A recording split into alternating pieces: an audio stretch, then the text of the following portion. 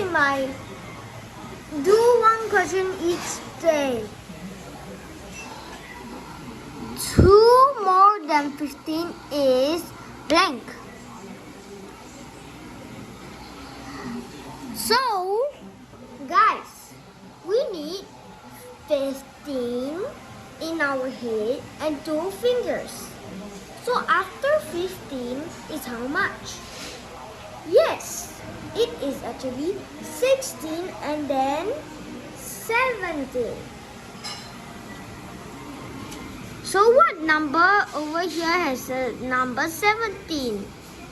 Which one? 1, 2, 3 or 4?